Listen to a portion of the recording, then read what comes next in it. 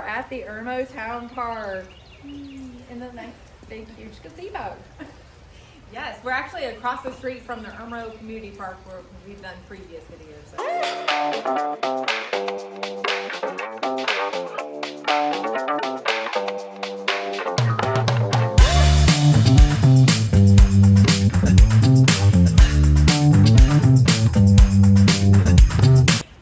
Today I want to talk a little bit about what to do before you actually get with your realtor and start looking at homes. And then also what it's like being under contract, steps for that. Yes. So the exciting, your contract is accepted mode. Yes. So first, get that pre-approval. So contact your lender. A lot of times you can do the applications online, which makes it a whole lot easier to upload possible 2 years of W-2s or 30 days of pay stubs, or if you're self-employed, probably going to need 2 years of tax returns, which we'll go into detail. Your lender will go into detail of all the information that they're going to need.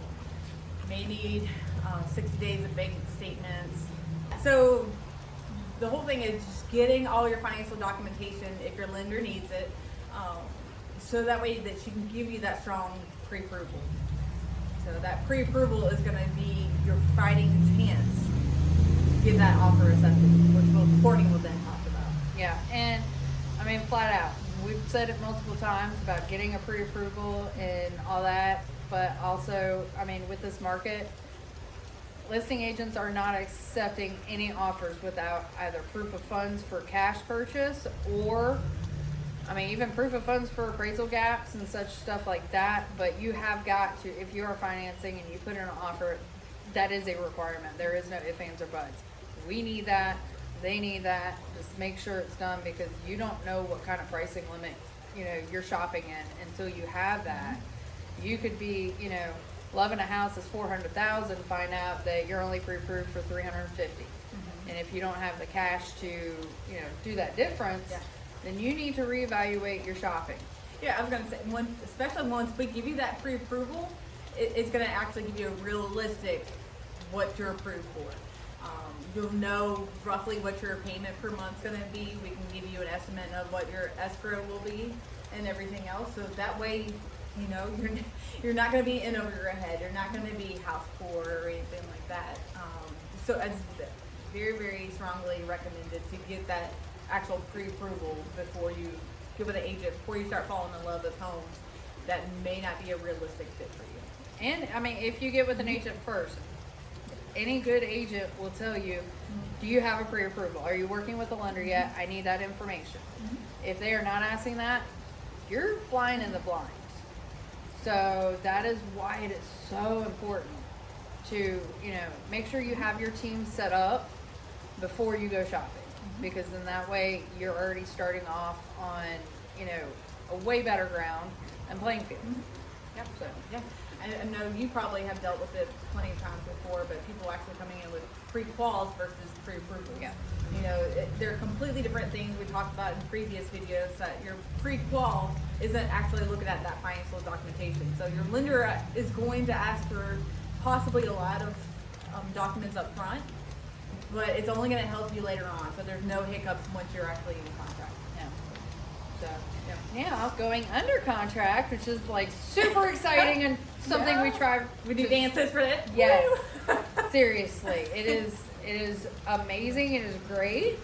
So once you get under contract, we're all like super excited. So my steps, I get with the listing agent, our lender, I get with the closing attorneys, and I introduce everyone saying, hey, here's this person, this person, this person, because we are now all a team, including the listing agent, because we are all trying to get our clients to closing table. So that's what what I always do. Do that. As soon as I shoot that email over, I am on the phone confirming the tentative dates with my inspectors. So HVAC, termite, home inspections. If they're septic, I get septic inspector. But I always pre-schedule those. But I get with them to say, hey, we have it. Here's the address. That is how we are able to get through due diligence time for inspections so quickly is because we get those things already pre-scheduled, get them done. I mean, right now you got closings that are 20 days, 30 days. The average is, typically 30 days. So with due diligence for inspections for South Carolina on our, Columbia contract and the state contract, it's 10 business days. So you can have up to 2 weeks, depending on when your, offer is accepted and ratified. It does not include weekends, does not include, holidays. So that helps extend it. But guess what? That also sort of gives that, that seller that uneasy, like, oh, they could come up with anything. That's why we try to get through the due diligence quicker. We try to pre-schedule everything so that way we know we're done in time. We can get them, if there are any things that pop up on repairs, we can get it straight over to them. They can turn around, do whatever that they do, because it's all in their hands at that point. And then we can get that part finished. Courtney, now, do you get to choose whoever your inspector is, or how does that normally work? I always ask my clients, do you have a preference, or would you like to use one of my preferred resources? You're not required to go with anyone's or any other party's stuff.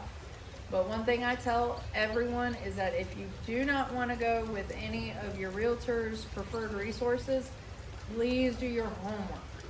Because I've seen plenty of times where someone just Googles, doesn't look at reviews, doesn't look at anything, isn't even there for the inspection, just hires them and lets them do their thing, and then they start questioning things. Why wasn't this checked? Well, guess what? Not saying that person's bad, but you weren't there to ask them questions. You weren't there to know about things, and you didn't let your agent know. So those are some problems to avoid is, do your research if you want to pick your own. Also be there or communicate with your agent. We are all a team.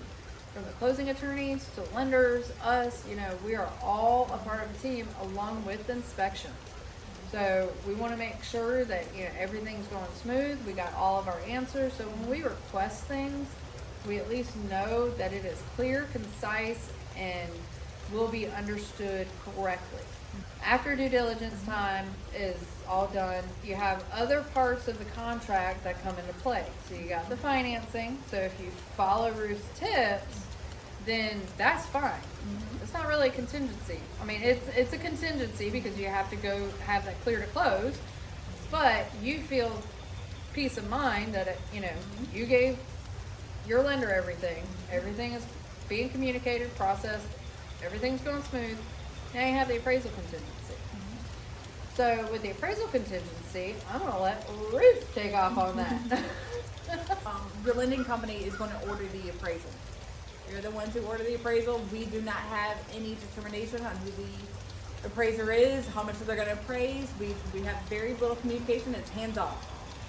That appraiser is going to determine how much the home is worth, what they view the opinion of what the home is worth. They're going to do comparables and so forth. Also on that appraisal, going to say if anything is going to be needed to be fixed up on the home, or is it an as-is appraisal. We'll go into further detail and further videos on what those mean. But once you get that value of the home, there is then the discussion. If it is undervalued versus the purchase price, that's going to be a whole other discussion, is if you're going to have to put more funds down, or if the selling price will have to be adjusted. And that's where your team comes into play yet again. That's communication. Yeah. So those are additional negotiation tables. Now, don't get your hopes up high for that. Always be realistic on what possible scenarios there can be. I've had clients, they thought they were an appraiser in their head, and I told them, okay, worst case scenario, what happens if it appraises for X amount? Mm-hmm. Oh, no, it won't. You don't know. We're not appraisers. I'm not going to speak to a profession that I am not in. So, just keep every scenario in play. So that way you are prepared. When I say that, if say a house is listed for $300,000, you put in an offer for $320, and all of a sudden it appraises at $290, are you going to have that money to cover the difference? if you have an appraisal gap of like 10,000, are you going to be able to cover that difference along with your down payment, your cash to close? Are you going to have that? You have to think about these worst case scenarios. And that's what these sellers are looking at too when they're talking with their listing agents going over offers. They're looking at who is going to be the most secure as far as going to closing. It can be people who are financing or cash. Cash people may not always be secure. So there are multiple things that we as professionals deal with that you guys don't ever deal with. You find out the answers, like we start coming to you going, okay, well, this is what this came up with. You don't know how much we actually did in the back, just trying to get everything to where we have a simple solution for you and suggestion, and we put it in your hands of, okay, do you want to go this route or this route? Because there is always multiple angles to look at in any situation. Yeah, just like the appraisal thing. We might have to change your loan program. So talking with your lender, communicating with your lender will provide different scenarios. I like to provide a lot of different scenarios up front, so that way, if it comes to it, then we're not completely shocked, and we have a game plan for everything. It's important. You gotta listen. You have to ask questions. You have to, you have to trust them with this huge investment. So make sure you trust them. And we talked about it previously about interviewing your lender and interviewing your real estate. So check those videos. Check those videos, but it kind of ties all in together. So we are all in the same game plan. We're all in the same playing field. Let's work together to get that home run, to get that contract, I want to meet you at the closing table. She actually goes to it. I know. I always go to mine too. But yes. Well, follow us for more videos. Yep. Like, subscribe, and hit that notification bell.